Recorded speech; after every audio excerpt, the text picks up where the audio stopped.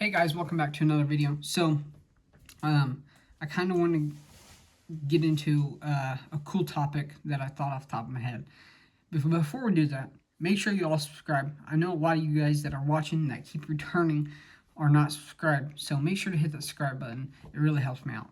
And if you want to see behind the scenes content of what I do on YouTube and stuff like that, then check out my Patreon. I have a video that's getting ready to go up there on there, and should be pretty cool. You guys get to do like one-on-one time with me, talk to me if you want, behind the scenes content, ask me questions, vote on topics on what video we're gonna do or whatever, blah blah blah. Anyhow, so the topic I want to talk about is coon hunting basics. Say you're wanting to get into coon hunting. If you're a young kid or an older adult, I think this will help you no matter what. So I got a list over here, and I'm gonna start on my list. I just wrote this down like 5 seconds ago. So, what do you need to get started coon hunting? Number one, you will need a dog. It's kind of obvious, unless you're gonna thermal coon hunt. Then you'll just need a thermal, and then you can go shoot out coons. It's a lot easier that way, a lot cheaper too, but not as fun. So, you'll need a dog. You can go from black and tan to walker to red bone. Those are the three that I think I would only get. Maybe a blue tick. I'd get a blue tick. But those are like the 4 dogs that I would get, and that me personally I would get. I've always hunted with tree and walker coon dogs since I was a little kid. That's all my family ever owned, and they are spectacular dogs. Now I will say I bought a black and tan like a year ago, and that dog is the smartest dog I've ever owned in my entire life, and I think it ever will be. That dog knows every feeling I'm having and still wants to hunt. So, to me, that's super incredible. He just knows everything. He's such an intelligent dog. Now, will I say, is he as fast as my Walker Coon dogs? Absolutely not. Does he tree as hard as my Walker Coon dogs? Absolutely not. Is he a top caliber coon dog? Absolutely. I think that as more time that he grows and more coons he gets exposed to, the more better he's going to be. And I think he'll end up Grand Night champion, if not a world champion. The dog is amazing, and I've had local coon hunters around here just brag on him and want to buy him from me. And I will never sell that dog no matter what, because he's more of a friend than anything. Which also leads me into another topic with that. If you get a coon dog, do not get attached. Like I just mentioned, I love that dog. I got attached to that dog, and I'll never sell that dog because of that. Even if he didn't turn out to be a good coon dog, though, I would never get rid of him because me and him just have a connection, and it's worth everything to me. Now, that's a big one because you want to get attached being a coon hunter, or not being a coon hunter, but you just get attached to dogs, period. So just don't do that. Know that that dog's almost like a tool for hunting. That's what he's made to do. So if he's not doing that, then time to move him down the road, find him a good home, and call it good. Now, the next thing, you will need a truck that is reliable. I think that's the most important. Reliable. You don't want to be stuck on the side of the road at 3 in the morning with your dog barking in the dog box and not having no way to get home because your truck died or whatever. So make sure you have a reliable truck. And if you live out in the country like we do, a lot of guys around here just use side-by-sides. They throw a dog box in the back. They're big enough to fit them, and they just use a side-by-side. That's not a bad ordeal. I like that idea too, because then you got a vehicle that fits through most trails through the woods, and you can kind of just go to your dog on the side-by-side if you had to. Especially if you're older, that's probably the way to go. But that depends on where you live. And also, you got to think, if you used to go to coon hunt or something like that with a whole bunch of guys, you couldn't take your side-by-side. You'd probably have a truck. So, you got to think about that. Number 3, you need a gun. I use a 22 LR. I love my gun. I got it since I was a kid, so I'm very comfortable with it. I can shoot a coon right between the eyes, no problem. I really, really like that gun. But you can get a 22 LR rifle, or you can get a pistol. Pistols are easier to carry. I found them to be a little bit more loud than a rifle, which is surprising because I guess not really surprising. The shorter the barrel, probably the louder. So, I really like my rifle though. It's kind of a pain to carry in there, but I feel like I'm more accurate with it than I would be a pistol, so that's the reason I carry it. But I will say, I would like to switch to a 17 HMR. I heard one shot and they knocked a coon down. I've not tried it, but I really, really like to get one of those. And I've seen that you can coyote hunt with them, so it's kind of a multi-purpose gun. You can with the 22 too, but I don't know. I don't trust that. It takes sometimes 2 or 3 shots with a 22 to knock your coon down, so keep that in mind. Number 4, you will need a dog box, and if you don't have money to buy a dog box, that's perfectly fine. Owens makes a really good dog box, but they're kind of expensive. I'm kind of curious. How much is an Owens dog box? I'll talk and do this. But you could also make your own if you don't have enough money. So that's kind of a good. See, an Owens dog box is $800, all the way up to $1,400. Oh, that one's $2,000.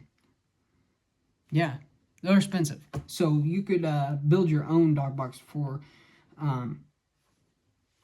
a really, really good price probably. But see, like these ones that are like $1,400 are super good. They probably have a good warranty on them, and they're going to last you a long, long time. And it has the tops that open, so you put your coon light in there, your gun in there, and they all lock. So that's a really good investment if you use the full-time coon hunt. Like if you're going out like almost every night. That's pretty cool. Number 5, coon light. That brings me to coon light. I always run, well, when I used to coon hunt heavy, I would run a Bright Eyes coon light, and it worked perfect. It worked really, really good. But I bought this one time off Amazon just to see how good it was. It's $69. It's a coon light. It's 1,000 lumen, 10 watt LED coon hunting light. This light would probably outdo the Bright Eyes light. If it don't outdo it, it's dead equal with it. I really like this light. I still have it to this day, and it's like 8 years old. It's been sunk in a creek, and it still works. This Chinese thing it hangs with the best, and it has 4.6 stars on it with 386 reviews. This light is insane, y'all. It's crazy. So I recommend, if you don't have the $350 or whatever a Bright Eyes light cost, go do this. It's 69 bucks. It's called Gear OZ. I'll have it linked down in my thing. I got affiliate link with Amazon too, so you can click that and buy it if you want. It comes with a whole bunch of different lenses. I love I run the red, or I run the amber. So the coon's eyes pop really, really good with those too. They also have like this one that's 80 bucks. It comes with the head, the hat. I also have the hat with mine. And it comes with everything that you'll need. It comes with chargers. I think it comes with it comes with a wall charger and a car charger. So, you're on your way to your coon spot, you can charge that light. Keep it moving. Number 6 is questionable because I think everybody needs it, but you don't need to buy it right away.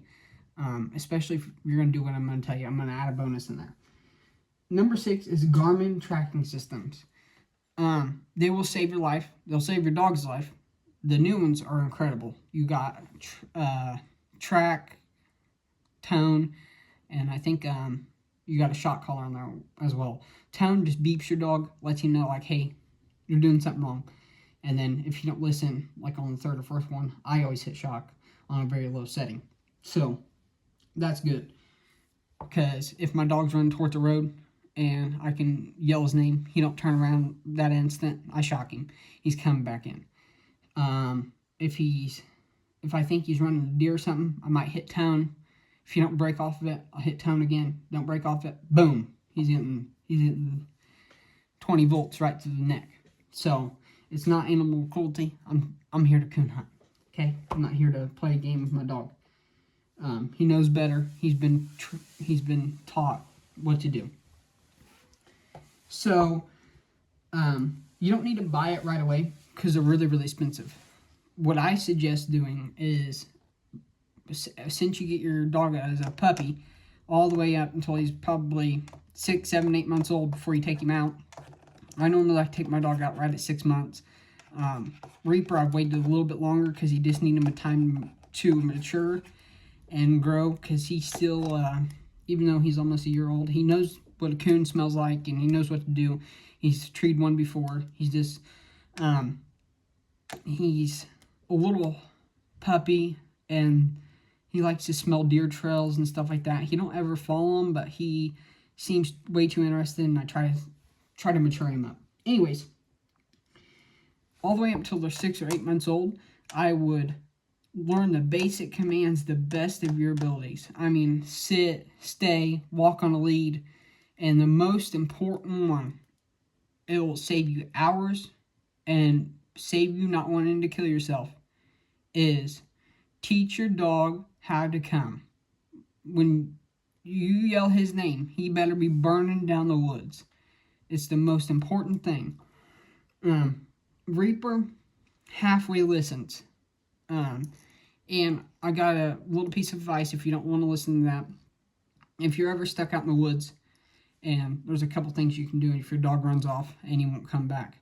One, you can get in your car or truck and drive away. And sometimes your dog will come in there because they get freaked out and think you're leaving them. Number 2 is, if you got a gun, you can shoot it in the air.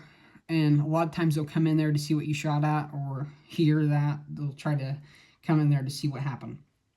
And number 3 is, if you they won't come into those and won't listen, the number 3 thing you can do is take off your sweatshirt or a hoodie or whatever you have. Something in your truck, a towel, something that has your scent on it. You can lay it down on the ground, leave it, and your dog will be there the next morning laying on it. Guarantee it. It's never failed for me.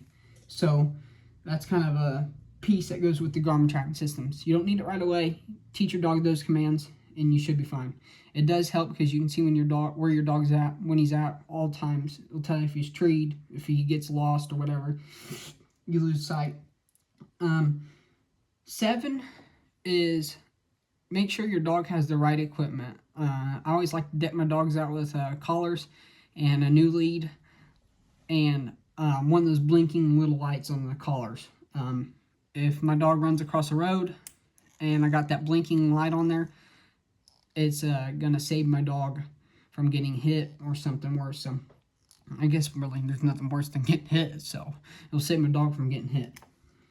Number 8 is money. I know that's a big one, but you got to have money for dog food, straw in the winter, heat lamps, a spot for your dog to live. You need a pen, a kennel, you need him a house. It does cost money, but you'll have so much memories with that dog that'll be insane. It's worth the money, and you'll have a lifetime worth of fun with your friends or yourself coon hunting. It's a great experience, great way to get outdoors and see hunting from a different aspect. It's not like deer hunting where it's during the day, or I always love how people say, like, I get scared sometimes walking into my deer stand at 4:30 in the morning, but I remember I'm a coon hunter too, so when you're out walking those woods at 2, 4, 6 in the morning, you're just now getting done at 6 in the morning, then you kind of suppress that being nervous of walking in the dark when coon hunting and deer hunting and stuff like that. My grandpa always told me one thing. He said, the woods is the same as it is in the daylight than it is in dark. And I've never found that not to be true. There's nothing out there. Nothing's going to get you. The boogeyman ain't going to get you. He's probably more scared of you walking in there dark over with a dog than anything. You probably wonder what you're doing out there. So those are my basics for coon hunting. I could get into way more longer details list from everything, from what you should feed your dogs to what you do how dogs operate. I could go in forever. So those are just my basics. I hope you liked it. Let me know what I left down in the comments below. I'm sure I forgot something. And yeah, make sure y'all subscribe. I appreciate it, and thank you.